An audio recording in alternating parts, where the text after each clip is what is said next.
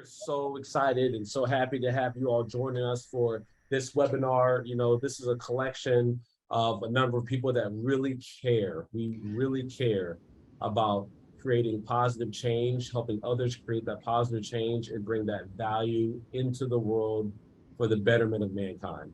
And you know, when you say that whole thing about all of humanity being able to be enhanced in some sort of way, you can think no further than NASA, right? When we think about leaving the Earth and reaching out into space and going into the great beyond and thinking about what humanity can achieve, we think about NASA.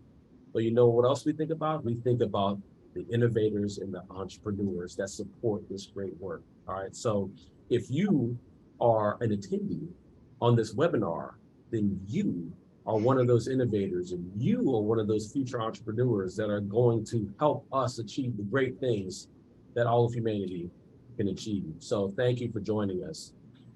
So today we do have our esteemed guests, our great alliance with NASA, and we're going to talk about entrepreneurship, right? To space, entrepreneurship and beyond.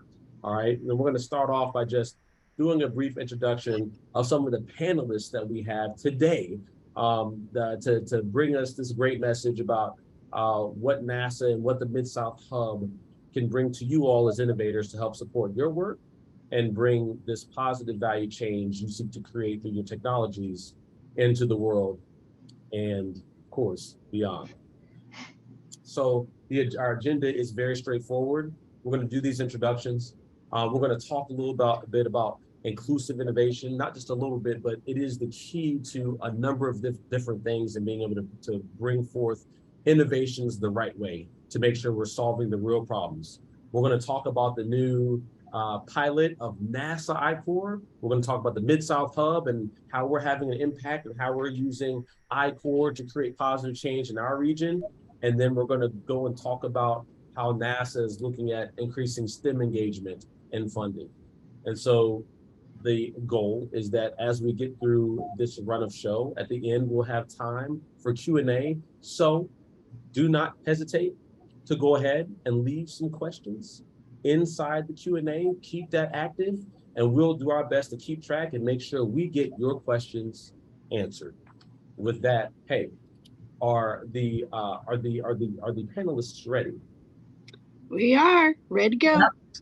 All right, so let's just start with some quick introductions, and we'll go. If you can see on the screen, we'll go from left to right. I'll start. All right. So hey everyone, Dr. Charleston Bell. I am the Director of Entrepreneurship and Biomedical Innovation at the Wond'ry. I'm also a research faculty, research professor in biomedical engineering at Vanderbilt, but I am the Mid-South Hub Director. So if you get anything about the Mid-South Hub or you see this random name Charleston appear from somewhere, this is the guy who's sending you the emails or the messages. And so if I'm reaching out to you and you see my name, that means what you're doing truly matters and can really create some positive change. And that's what we're here all about. All right, who's next? So hi everybody, I am Dina Lambert. I am the Inclusive Innovation Lead for NASA's Early Stage Innovation and Partnerships team. And we'll get into all of the acronyms a little bit later, but just happy to be here with you all. Yeah, and I'll go next. Thank you guys so much for joining us today. We're really excited to talk with you. I'm Maggie Yancey, and I'm the Entrepreneurship Development Lead within the Science Mission Directorate and the Space Technology Mission Directorate. And I'm excited to share with you more about that later today. And I'm Stephanie Yeldell. I'm the Education Integration Lead for the Space Technology Mission Directorate, which basically means I take our missions and our subject matter experts and I connect them to academic communities for the betterment of students and the institutions that support students. And she has really great costumes too, if you can't tell. I will always dress up. You know, it's become very clear to me that I need to step my game up when it comes to what I wear in my headshots and my photos. So hey, me too. All right, so what I'll do right now in our first step as we start launching into what NASA has and what NASA brings and what NASA has to offer, I want to leave it to our panelists. I'm going to go to the next slide and I'm going to let you all take it away. How about that? Thanks, Charleston. All right, Dr. Charleston, he has like the receipts. So I definitely love having conversations with the Mid-South team, but we wanted to have a conversation with you and introducing NASA in aspects that you may not have heard of. And so we'll start out there. If you think of a funnel of sorts, we know that NASA does work in human space flight. We know that NASA does work in aeronautics and designing airplanes and engines and even airports possibly.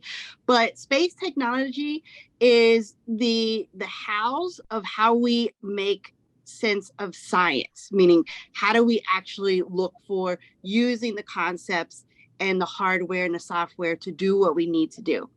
So if you think of a funnel, ESIP, the group that Maggie and myself work for, we're kind of the front door. We're the widest point. And the programs that sit within that are programs like our space technology research grants, our early career initiatives, prizes and challenges, and the NASA Innovation Advanced Concepts and Technology Transfer. All of that is meant to say, hey, there is a place for someone within our early stage development. We then also have our SBIR programs that sit within the low to mid TRL points. And when I say TRL, that's our technology readiness level. And there's always applications at any point along the scale. But for us, we make a lot of investments in the early stage, low TRL level, and see those technologies mature upward to where they are either tested and used on the lunar surface or beyond. So you'll see technology maturation and technology demonstration towards the higher end of the TRL scale. All right, so we look at what are the topic areas that we get into. So if we go to the next slide. All right, so NASA does a lot of work looking towards the Earth, meaning whether we are doing climate analysis of our atmosphere, if we're doing fire mitigation technology, remote sensing, if we're doing things that are towards the moon. Everyone has probably heard of our Artemis mission. And then also what we're looking beyond, let's say to Mars and further out. So the capabilities that we're looking for, and that directs the type of funding opportunities or investments we're making. So it can range from, let's say what we're doing on the moon. Let's say we are trying to develop technology that allows us to live sustainably and work in the lunar environment. We may be looking at ways of expanding surface destinations, whether we land in a valley or if we have to navigate a mountain or a hill. Whatever it is, I would love to see that there is a topic area for how do we make, there's fun in these destinations, but we will get to that at some point. But as you can see, there are probably over 20 areas of technology concepts or technology areas that we are looking to advance and mature. And that's what you will see in our opportunities that Maggie and Stephanie will talk about in a second. If you look at the next slide, you'll see, where NASA is making its investments. So we do have investments in each of our 50 states with over 800 unique performing organizations. And we say unique performing organizations, that can mean a institute or a lab. It could be another government agency. It could be academia where you are from, whether it's students or faculty, and even industry partners from small business to large business. So basically, everyone is represented, but we are trying to do the work to make sure that everyone feels that they can adequately participate in the work of NASA. Let's go to the next slide. So on the screen, I have here a kind of chat box, meaning like the word on the street. We have taken a lot of feedback from folks, whether it was from conferences or talking to our interns, and we wanted to get a sense of, hey, have you considered applying for any of our contracts or our opportunities? And a lot of what we hear is, hey, I didn't know about a particular opportunity, or I didn't know soon enough to get my proposal together. Some people may say, hey, the process, I found out about the opportunity, but the process is too complicated. You got to put a 200-page proposal together. Who does that? Are there simpler, more concise ways of doing that? And then also we've heard the question of, how do I even play the game? Do I have to know somebody within NASA to get it in? Do I understand the criteria that I'm being evaluated with? So that's where our team took a year to comprehensively look at our pain points, our areas that we could really improve. And we settled on 3 main areas. We are going to be improving how we communicate. So that means when we come out and meet you at conferences or at your school or even commerce locations, we have a better way of communicating so that you understand where the right spot is for you to apply for our opportunities. And we're looking at how we can improve our solicitation design process and ultimately our review process. So this is how we move, meaning that we can address a barrier for even coming in and submitting the application, to you understanding what you're being judged against, to how we prepare our reviewers for evaluation. And then the third thing, which we are looking forward to announcing in a couple of more months, is our prize, which we are looking for people to join us in shepherding and bringing students, entrepreneurs, small businesses, anyone who wishes to engage in the space technology pipeline.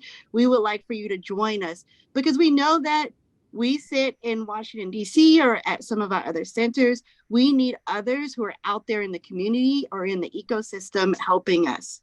And then ultimately, how we grow. We know that we need to expand our networks. We know at conferences or in mentoring relationships, there's a lot of connections that are made that not only benefit you in the here and now, but later on as you grow in your career. So that's something that we are going to be rolling out over the next year, now that we have a roadmap. And I know that Maggie and Stephanie will be sharing more specifics into ways to engage with us. So Maggie?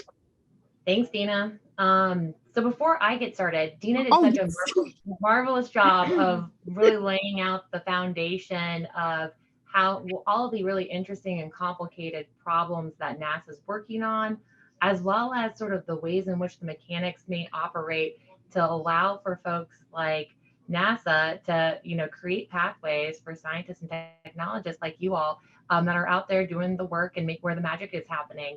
And so one of the things we did want to kind of get an inquiry on is how many students do we have? I think there's about 20 people that have called into this webinar.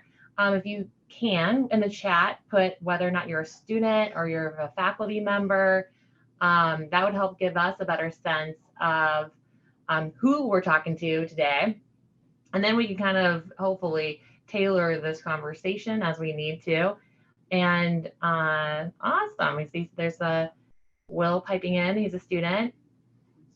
We got some students, grad students.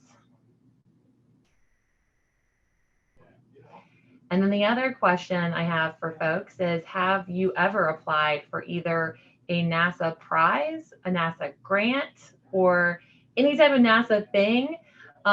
Say yes, and then what that thing was, if you feel like sharing. See some nopes. Uh-oh, we got to do better. Yeah, and also, this is kind of where, the groundwork happens. We're really lucky to have this really incredible partnership with Dr. Bell in the Mid-South Hub. And because we really operate in sort of you can think of it as a hub and spoke model, right? Like we are the funding agents for research, science, and technology. We use partners and those connections like Dr. Bell and his team that are out there talking to you all every day, and to really make those connections possible. And so hopefully we can help turn some more of those nopes into yeses. And that way we can really kind of explore, NASA isn't local, right? We're a federal agency. And so, but we do have local, sort of these folks out there that are so instrumental to making sure that we can really live in this transformative future of going to the moon and Mars, which is, going to be really groundbreaking for us and today. So I'm going to give a little bit of a snapshot on this NASA I-Corps program because I want to help kind of provide the context and how this is working with what Dr. Bell is doing. So NASA, being a sister agency of the National Science Foundation, we're leveraging our relationships there as well that have been sort of curating this well-known program for the last 2 decades. And this program has led to a lot of folks within academia not only having startups at the end of their process and their journeys, but also, having licenses or just having a better insight or like just understanding of what's happening in their industries that will be transformative to understanding their research and science and technology impacts, to also just having more fulfillment with their research and science because they're able to see how that might be applicable to different areas and markets as sort of I-Corps language might be utilizing. And so NASA was really interested to put our money where our mouth is and make sure folks know that we value, if you are working within the science or space technology realms, that we want to make sure that you're supported from the get-go. So Dr. Bell runs a regional I-Corps short course, and he's going to explain a little bit more about that. What we're doing over at NASA is we're providing funding for folks that are interested in participating within that short course that have some space-related science or technologies to apply for funding for up to $10K for the short or regional course. This also will be great for seating you for the national course if you decide to go that route. But it's not a you must then go or anything like that. You can, do the 10K and participate within the course and call it good. Also, so there's lots of different options. We are very unprescriptive because we wanted to make it flexible, to make it work for you and whatever time and that you might be in with your research or your science. We know that there's a lot of different sort of time horizons that exist within the research journey. And we also want to make sure that we're connecting people in the right ways. And so, for instance, you can use the funding since we have a lot of students.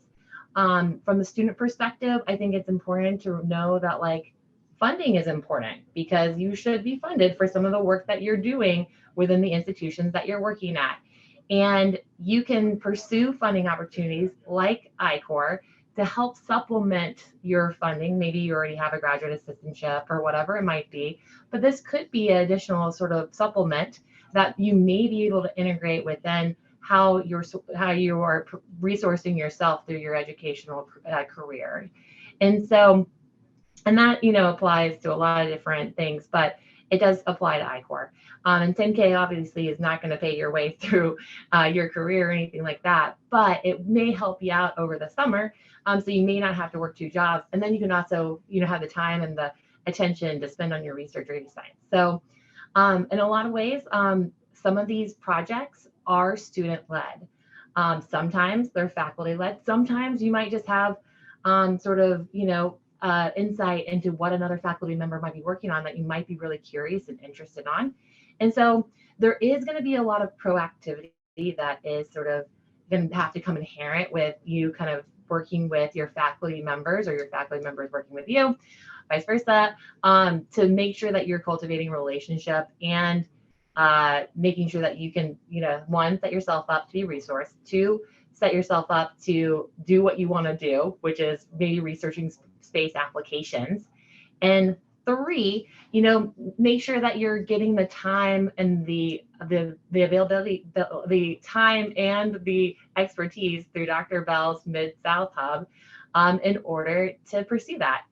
And so the proposal itself, we have our next deadline. It's fast approaching on March 29th, but one of the nice things about this particular solicitation is it's not a daunting solicitation. Like sometimes government, we tend to have some pretty expensive needs in terms of information when it comes to giving out funding. However, this particular solicitation, we were able to, for a number of different reasons, make sure that there was a low burden in terms of what is going to be required of folks applying. And so the maximum that you can submit is 6 pages because we don't want any more than that. And I know some of you churn out 6 pages in your sleep. And so it's very, very feasible, but a lot of it's just information on how you're going to basically create and curate your team to be successful, because we want to set you up for success. And I think that covers the points I want to cover on here, but there's an important note about Inspires, and that's basically the platform that NASA uses to administer a number of our grants. And so you can get on Inspires, sign up for our newsletter, and then be in the know about other future opportunities that might come through. Also, you can use that as an investigative opportunity to get a better sense of some of the subject matter expertises and areas or people that you may want to eventually work with. Charleston, if you wouldn't mind hitting the next slide for me. So what do you need in order to participate in I-Corps? Well, first off, willing and wanting to participate within a team. Secondly, and making sure that you comply with the eligibility. So it is only available to nonprofit institutions. And sometimes that can be confusing when you are going to Vanderbilt University, for instance. But you are a nonprofit institution if you are at an academic institution, as long as they're accredited. And so making sure that you can make that eligibility in terms of being a student is important.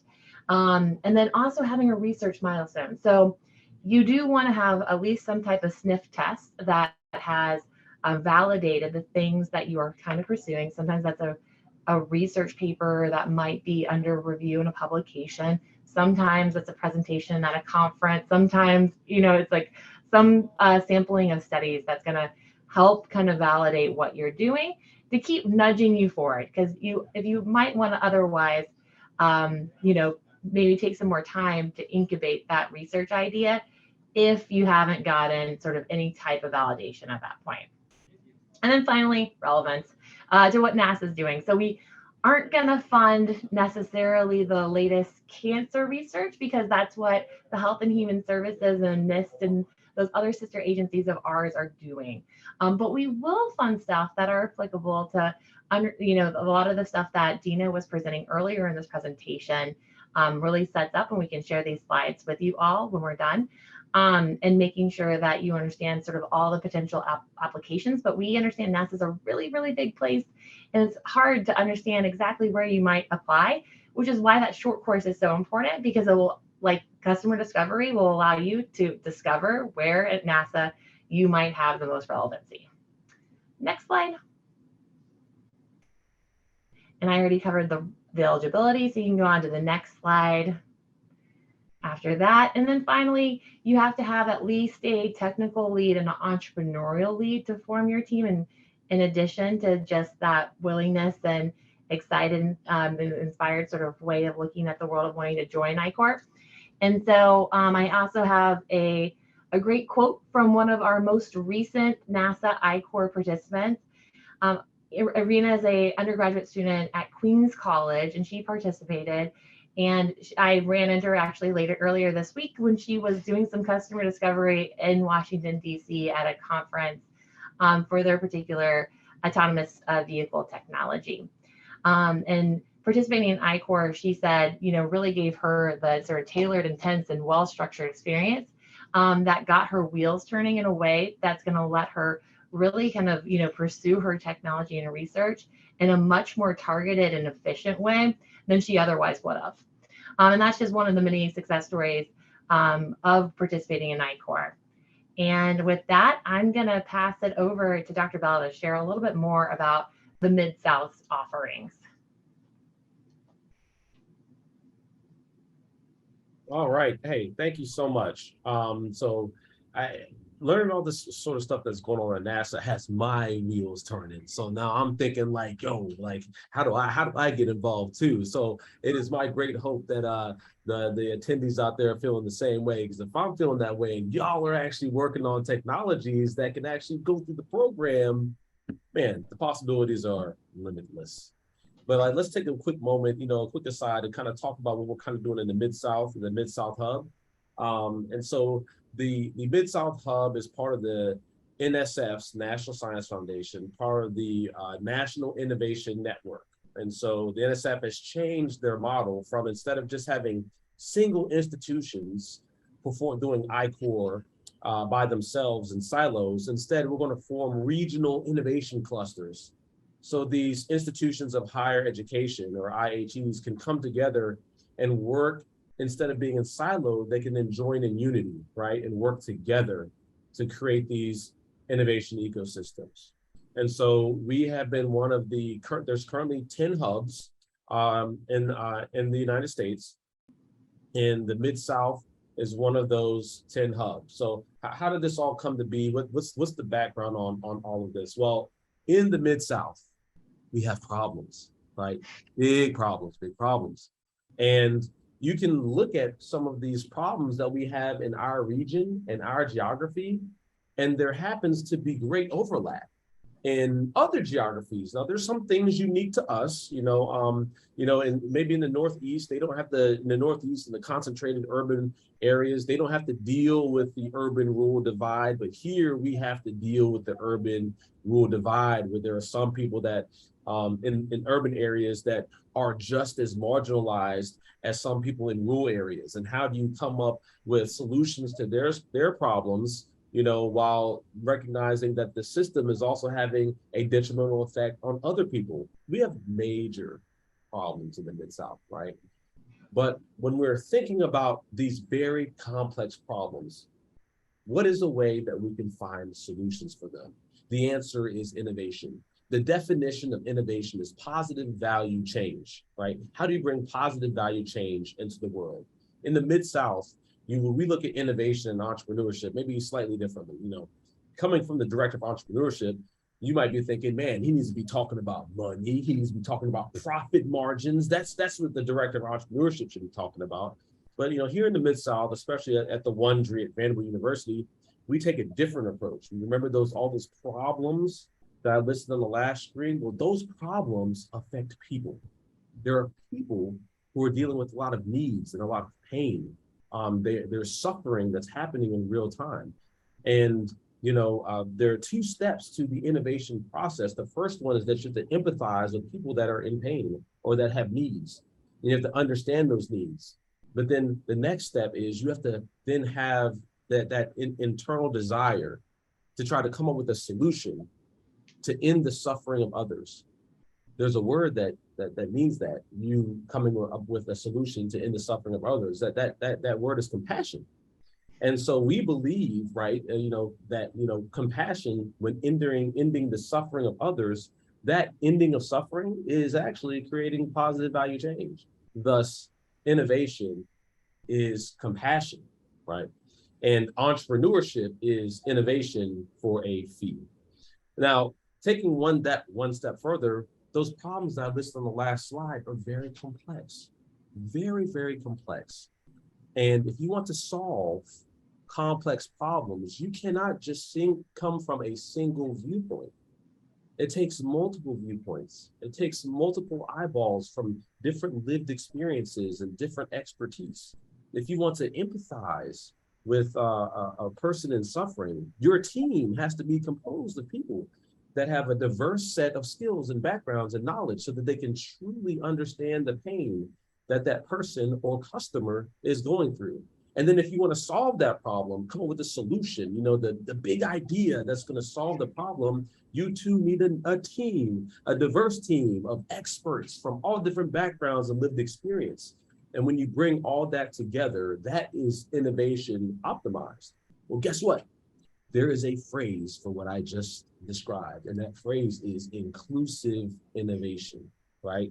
And inclusive innovation it doesn't matter, where you're from, what your background is, the expertise. What we want in the Mid-South is we want all of you to come here, right? But we want to work with people that are seeking to do the same, create this positive value change. And we want to form a team to solve these complex problems in a way in which innovation is optimized. And when all of those people combine together in a region to create an innovation ecosystem or innovation society that's equitable and shared, you have created an inclusive innovation ecosystem, and that will create shared prosperity across the region. And that is the core and significant mission of the Mid-South Hub, right? So when we were first thinking about how do we go about creating this inclusive innovation ecosystems, you need like a flag, or you need something to kind of get everybody together to drive them in the same direction. Like, how do we get everyone to think about innovation and technology at the same time? Is there a vehicle for that?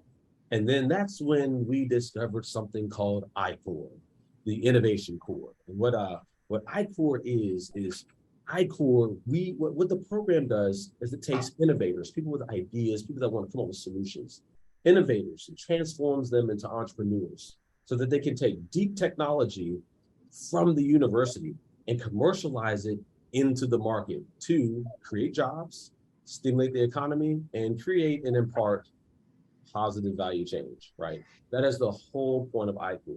And so when NSF decided to move from this siloed way of working into this hub-based national innovation network, we saw that as an opportunity to use I-Core, the I-Core hub, as a vehicle to bring all these people together in one place towards this one core mission of shared prosperity.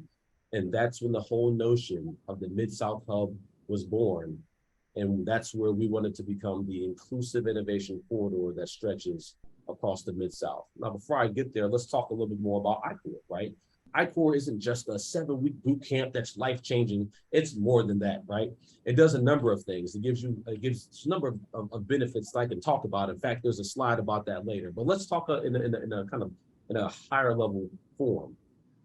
I-Core is not just about starting your business or starting your venture and then bringing it into the market. It's not just about, it does help you attain SBIRs. It does help you better prototype your technologies towards something that's user inspired than just your idea. It actually goes and the user can actually use it for benefit. But I-Core, like I said before, can be used to generate innovation ecosystems. It can help you launch your product. It can lead your company to the point where you sell it, right? Those are the huge downstream effects of I-Core. In fact, I-Core optimizes those things. Without I-Core, you could achieve all of these things, but with I-Core, you can do it better. But I-Core also affects upstream things. In fact, it informs policymaking decisions, right? And it informs how investments can be made, because in I-Core, you are learning about the customer needs. And when you report those needs back, understanding those needs will help you write grants better. It'll help you form your research better. It'll help you conceptualize your ideas better, more focused towards use-inspired research. And that sort of upstream information makes faculty members, makes students, makes all of us better innovators so that we can introduce solutions that solve real problems. So this whole I-Core thing for us and for everyone is multifaceted. And so we use this I-Core as a vehicle to create the Mid-South Hub. And what the Mid-South Hub is a consortium of 9 institutions of higher education led by Vanderbilt, but it also includes George Mason, University of Virginia, University of Kentucky, University of Louisville, University of Tennessee, Knoxville, and 3 HBCUs, including Meharry Medical College, Tennessee State University, and Jackson State University. And so what we've done is we've formed an inclusive innovation corridor that stretches all across the Mid-South, stemming from the Mississippi Delta all the way to the monuments of Washington, D.C. And the whole idea, the whole vision of this is that we can be the next forward-thinking, huge changing movement that has gone through the Mid-South in history, except this time what we're going to do is we're going to seek to impart equitable shared prosperity across the entire region. The way we all work together is in this sort of outline. I won't go into detail. I just want to show it to you real quick because we are actually a democratized organization. It's not just me at the top telling everybody what to do. I am no dictator. What we've done is we've actually democratized the process. So everyone at the other institutions have a shared and have a democratized voice. So it's the region making decisions and not just one person, because how can you call yourself an inclusive innovation corridor when not everyone is included equally in the decisions? So because of that, we actually operate under a constitution. We made a hub constitution and we follow that guiding document to make sure all of our decisions and the way we move forward towards a shared prosperity is fully democratized and equitable. And so the grand vision of the hub is multifold. We want to build this inclusive innovation ecosystem. We want to become a network, right, to bring mentorship all across the region, to form strong capital networks so angels and venture capitalists can lean on the hub, to syndicate more investments to the startups that are coming through our programming. We want to use the hub to generate regional cross-sector partnerships and collaborations so that industry can work with the public sector, can work with nonprofits, can work with the university. And it will take an entire village, an entire community, an entire region to make this inclusive innovation ecosystem happen. We've got to also be leaders in generating workforce development programs that are equitable and financially sustainable. And all of this taken together, if we can do it together, we can impart shared prosperity across our entire region and beyond. But like I said before, all of this started with the vehicle, and that is I-Core. So how can you, as an attendee, as an innovator, get involved? We just heard all about NASA's incredible program, right? And I really hope that you all took a picture or click the QR code on the screen so that you will forever have access to all that information. But also through the hub, we offer similar training. We have a regional program, and the regional program is a short course, right? It's a 3-week program, and by 3 weeks, I mean there's 3 sessions, 2 hours each. We teach value propositions. We teach how to find out who your customer is and how to describe them. How do you form them into a customer segment? And then we teach you about customer discovery, where that's how you go out and really discover by talking to potential customers, discovering what their needs are, what their challenges are, and what their pains are, right? And so to be eligible for this regional program, all you need to be is a university affiliated innovator, alumni, faculty, student, staff, have an idea, a technology that you want to explore to see if it has value to a particular customer segment. Of course, we prefer research-generated tech, as you'll see in a second, but for regional programs, we're really trying to teach you to transform you from an innovator to an entrepreneur. And then, of course, we also welcome community teams that may not be directly associated with a faculty member or something like that, because we believe that training everyone in the community will lead them to be able to contribute tangibly to this new innovation society that we're entering. In order to complete regionals, you've got to go through those 3 weeks of training.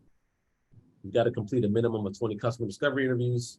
You've got to identify your potential customer segments, be able to state your value proposition in a very simple statement, and you've got to attend at least 2 30-minute office hours. All of these things are very straightforward. And we've had some of our teams do 30 and 40 interviews. They've had multiple office hours, very easy. And so if you complete regionals, we actually have micro grants. Now, we don't have as much money as NASA has to give out, but we have some money, right? And so we've got these micro grants for $2,000 to $2,500 that can go a really far way when you need to leave your office or leave your residence hall and go out to a conference and do some customer discovery somewhere, or use some of that money for prototyping. That money can go a really far away. But the holy grail of what we're talking about here is getting the eligibility for the national I-Core program, because I don't know if y'all have heard about entrepreneurship, but when you go asking people for money, most people ask for something in return, whether it be part of your company, whether it be your firstborn, something. They ask for something in return. But here for I-Core, they're giving you $50,000, non-dilutive, means it's not going to do anything to any business that you form down the line. $50,000 of money up front to figure out if your business idea actually has legs. Where do they do that? They do that here, right? So once you complete the eligibility requirements for the regionals, or you go through the NASA program, you get to go to the national I-Corps program. And it's a really great experience. I went through it myself. To be eligible, it's a little tighter than the regionals, but you've got to have a deep technology that comes from an institution of higher education. They're really looking for that. They're looking for STEM tech, science, science, education, engineering. Ed tech is included, anything with mathematics, STEM ed tech.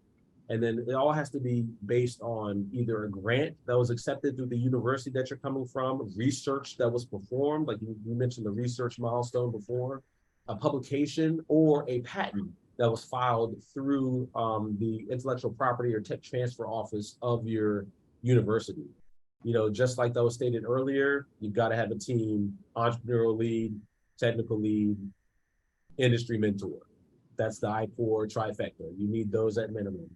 And then you've had to have completed a regional cohort. And I will say that company formation prior to applying is discouraged. All right, we're learning that the hard way from some people, but company formation prior to applying is heavily discouraged. But there are a range of benefits that innovators and entrepreneurs really care about. Number one, the biggest thing is that you leave that 7-week program with a business model developed based on evidence. It's not just your hypotheses of how you think it's going to work or how your business is going to work. It's based on evidence that you've gained from talking to customers. And that level of evidence is what's necessary to get you to the next step, to convince people, to give you the capital, the support, and the partnerships necessary to bring your innovation into a business and into financial sustainability henceforth, right? You leave the program with a business model based on evidence. I cannot impress or stress anymore how significant that is, because after the 7 weeks of virtual instruction, and you get taught by nationally certified instructors that are amazing, after you finish this, when you show up and you talk to the venture capitalists or the angel investors, or you apply for an SBIR, when you show up with a business model based on evidence, and you show up with potential customers that say, hey, I really need this, and I don't want it, I need it, that is what moves the needle to get your company moving forward, through the capital raises, through bringing on the partnerships, and towards financial sustainability. And so that's the big thing about completing I-Corps. We've got the regional program, we've got the national program, we've got micro grants, we've got non-dilutive capital. But beyond that, you leave this continuum of support with a validated business model. So that is a overview of the Mid-South Hub and what we're doing. I want to keep pushing forward because we have a few more slides. We want to leave a little more time for Q&A, and we may stay a little longer, but I want to go ahead and relinquish the microphone. No one told me I was going to be going after someone so impressive. I kind of feel like I was set up to fail, but I will do my best. So you've definitely heard about a lot of the entrepreneurship and innovation opportunities. I want to talk briefly about the Office of STEM engagement. It's great to see there's students on here, but there's lots of opportunities for faculty as well. So before I go into it, I just want to flag everything I'm about to say you can find at nasa.gov/STEM. There are plenty of resources for students and faculty. And I would also flag, I highly encourage everyone to check out intern.nasa.gov. Much like you should make an Inspires account just to check it out, see what Inspires is like. You don't want that last minute where you're trying to get a proposal to be in the first time that you maybe encounter Inspires. Make an internship profile. You don't have to apply for any jobs. It just gets you ready for if you want to. You can check out some internship opportunities, much like with Inspires. You can look at what type of funding opportunities you may be interested in. You can see what type of internships you may be interested in. And then I would also recommend, if you're interested, to check out the Express newsletter. There it's nasa.gov/STEM/Express. It is for a variety of stakeholders, everyone from like a K-12 educator to a college student to a graduate student to a faculty member looking for capacity building opportunities. Comes every week. It's a great way to keep a pulse of what's going on with STEM engagement at NASA. And STEM engagement at NASA is all about supporting students and the faculty members and institutions that support those students as well. So if we jump to the next slide, I'll talk about the Office of STEM Engagement, and there are 4 big programs really briefly. So for those on the call, you will most likely be interested in Space Grant. Space Grants in every single territory, that's what they call states. So you absolutely have a Space Grant lead within your institutions. I'd be wondering how you guys work with Space Grant, if you think about Space Grant. EPSCoR provides opportunities for research as well for faculty and students. And then MURIP works specifically to elevate minority serving institutions like historically Black colleges and universities, and to give them opportunities from capacity building to fellowship to student challenges to opportunities for faculty and some professional development. Lots of great opportunities via MURIP as well, again, specifically for the MSI and like HBCU community. And Next Gen STEM is K-12, so I don't need to get into it. But all these programs, again, Space Grant, EPSCoR, and MURIP, I highly advise you to check it out if you're interested in more funding opportunities from NASA, including more ways to get involved in research. I would definitely check out EPSCoR and MURIP. But if we jump to the next slide, please. I'm trying to remember what slides I put in. Artemis Student Challenges. So glad to see students are on here. So if you're like, oh, I want to get involved, I'm not really sure I want to go for a fellowship or a research grant, I recommend you look at the Artemis Student Challenges. It's another way to get your foot in the door and to actually work on some technology development at NASA. Artemis are our missions back to the moon, which will eventually set us up to go on to Mars. There are, I've listed 7, but I think there's up to like 8 or 9 Artemis Student Challenge activities. They focus on a myriad of different topics. So Human Exploration Rover, that's thinking about rovers and what type of mission requirements you would need for rover development. Micro G Next, which is in that bottom right corner of the small box, they actually test technologies in the Neutral Buoyancy Lab, the giant pool that we use to do microgravity experiment testing. Big Idea Challenge is STMD's Artemis Student Challenge. STMD is the Space Technology Mission Directorate. Big Idea Challenge is great. We do it in partnership with Space Grant, and it's actually directly tied to some of our technology work, maturing technologies for the lunar surface. So we go to our subject matter experts and say, hey, what's a problem you're trying to figure out and you just like can't really make a lot of movement on? And they'll say, we really are trying to think about how you forge metals on the lunar surface.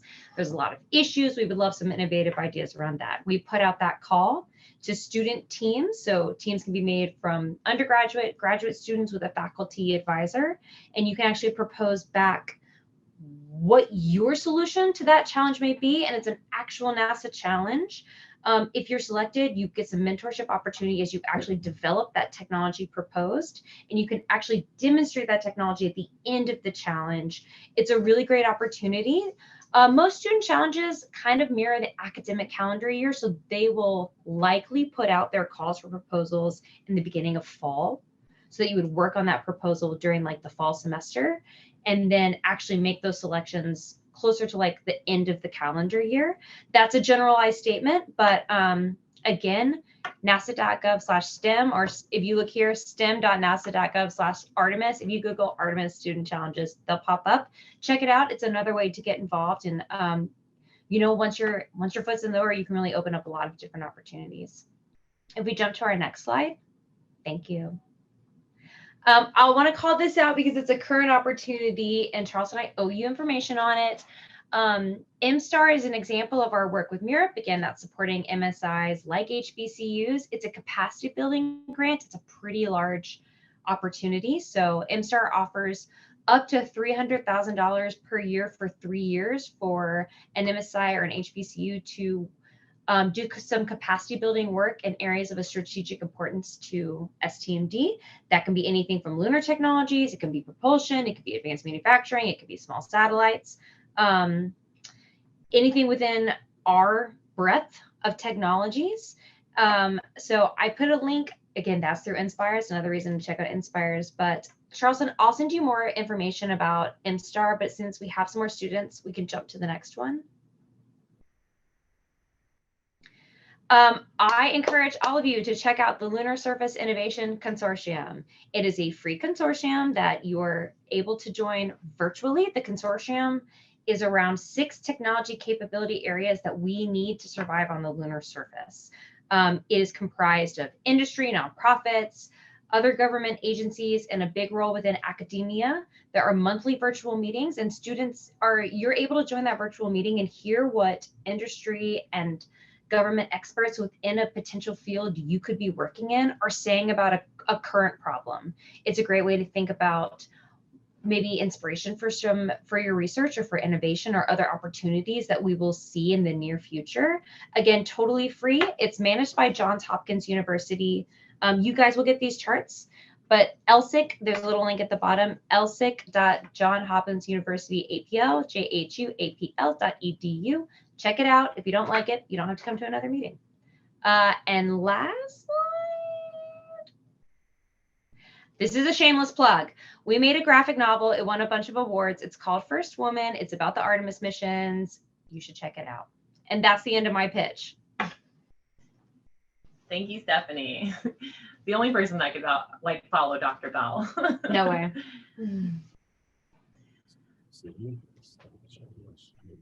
Okay, so let me. I think we have a little bit of time for a little bit of Q&A, but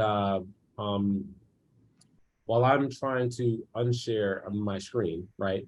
Maybe Alexa, if you want to pull up one of the questions and maybe field it to us so that we can maybe answer a few while we have the last remaining couple of minutes left, and we can maybe stay a little bit longer so to get some of the most important ones answered as well. So Alexa, if you could just maybe give us one of the questions.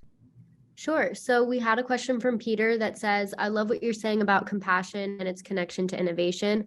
Lots of research seems to indicate that folks with a history of disadvantage and exploitation have a lot of mistrust in the system, especially when it comes to science and technology. Are there guardrails in the program to make sure that our innovations and intellectual property aren't stolen for the profit of others? Yes. So here's the first thing that you should know about how we're moving. We are very, very careful about something that we call psychological safety. And what psychological safety basically means is that we are creating first an environment where you as an innovator, if you happen to come from one of these backgrounds, feel like you belong. That's number one, first of all and foremost. The second thing is when you join a regional program, in a regional program, you only talk about your idea that first day, and it's supposed to be high level. And then thereafter, you're talking about your customer and you're talking about your customer's needs, because what's most important is making sure what you're creating and what you're delivering is all about solving the customer's challenges, problems, or ending their suffering. And if you notice, everything that I just said had nothing to do with a particular technology, had nothing to do with a particular idea. That's what these regional programs are focused on. Even when you get to nationals, right? And nationals, on day one, maybe day two, you get to talk all the technology talk you want. And then after that, they say, there's no more technology talk. We are here to talk about your customers. We're here to talk about your business model hypotheses. And we're here to talk about what you learned from your customer discovery interviews. Because before you leave this place, we want to make sure that the idea that you have and the technology that you have, we want to make sure that it's solving a need, solving a problem, and solving a challenge that's plaguing someone. Okay, so that's kind of the two things. Psychological safety, there's not an emphasis on the particular idea. In fact, when you come to us with your idea, we don't tell you it's a bad idea because it's not up to us. What it's up to is the evidence that you collect from the customer. And that's what the focus is. That's a great question. Thank you. Yeah. Anyone else have anything to add to that as well? Nothing except for, even with the NASA review of our I-Corps proposals, it's not a technology review, so you don't put anything that's proprietary in there. We're just doing a sniff test to see if it's relevant to what our interests may be. And Yeah, I just would want to step in and say, I really appreciate you asking that question. And I think we definitely, in the work that we do, need to acknowledge that that has happened to a lot of our entrepreneurs and innovators out there. So that is something as we move out on, let's say, tech transfer or licensing, that we need to make sure that that intellectual property or proprietary information is secured in a manner that's respectful to the entrepreneur.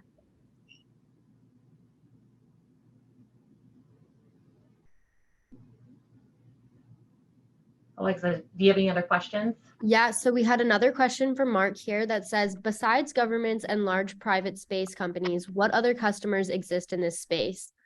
No pun intended. Is it possible for a space entrepreneur to be financially sustainable without government grants? And are government contracts the only viable revenue source? So that kind of had multiple parts.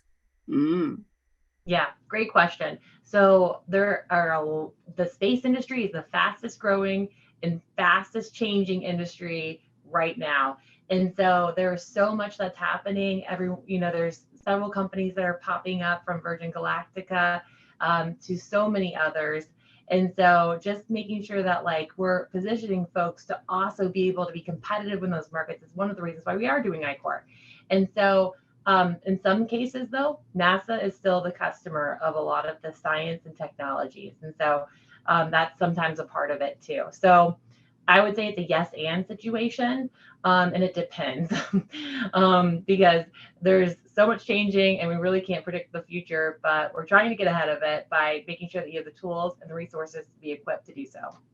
Mm-hmm. And I believe that we know that maybe some entrepreneurs may start out with, let's say, a government contract, whether it is through SBIR, I-Corps, or somewhere else. But I definitely recommend getting connected within the space ecosystem, whether it is attending a consortium meeting or a professional meeting, because those are the folks that are in the room that may be possibly a good match for a venture capitalist or early investor. What we've seen, at least heard from feedback from small businesses, is that let's say one government contract may not fully sustain a company long term, but it may serve as a catalyst to help them move forward to gain more awards elsewhere. So that's where working the contacts, establishing the relationships, and always having your pitch ready to go.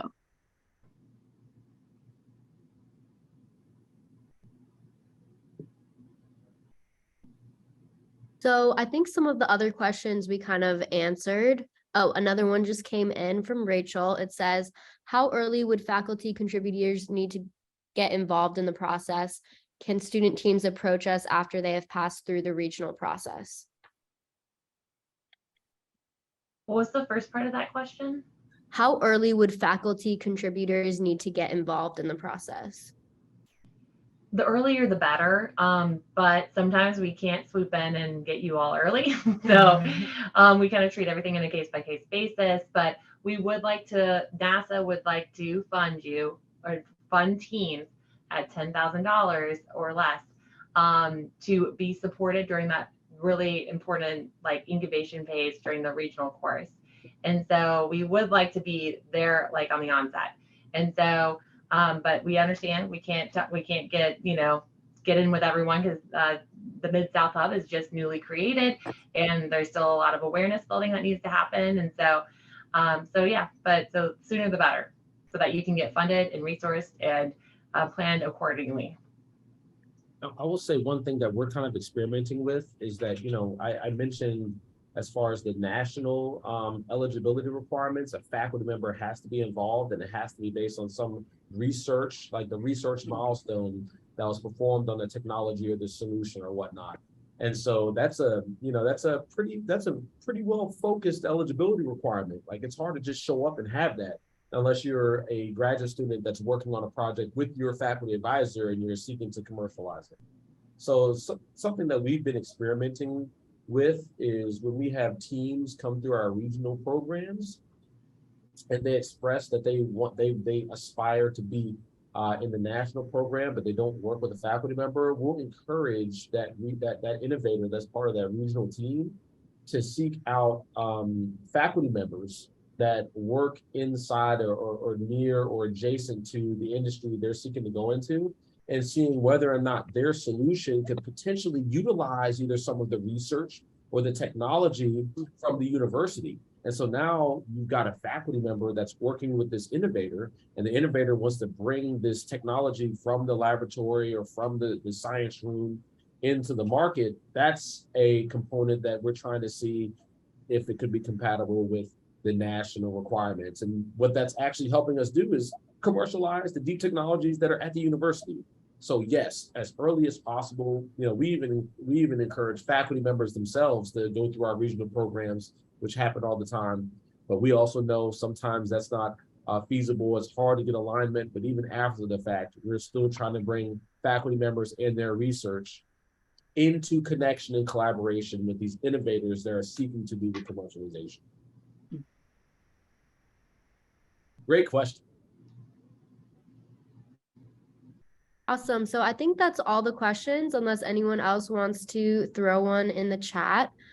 We will be following up with the post-webinar survey, and through that survey, you'll have an opportunity to leave any follow-up questions if you think of anything. Once Great. again, thank you to We'll our also panel. share the slides too, right? Yeah, certainly. Well, any last words from our panelists? Any great thoughts or words of encouragement from you all before we log off of the webinar? Dina? I guess I would say is you never know where your journey will take you, but it's gonna take initiative on your part, really leaving the door open for the relations and connections that you make. And I would say be resilient, keep at it, keep going, and just stay in the game. Anything to add, Stephanie?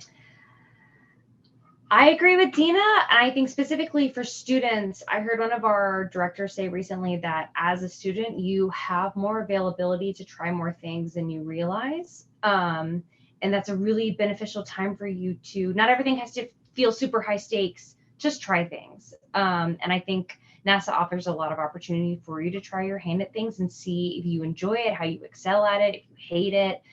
So I do encourage the students on here, make an account, throw a proposal in, just try, you'll never know. Double click all of that and just thank you for all your time. We really appreciate your curiosity today. And then my final thought is, you've been hearing me say it all day. Hey, as long as you're here to bring positive benefit and positive change in people suffering and do something to enhance humanity, right? You have a place here. You have a pathway to do it. So we encourage you to come with us on this journey. All right. So thank you for being here.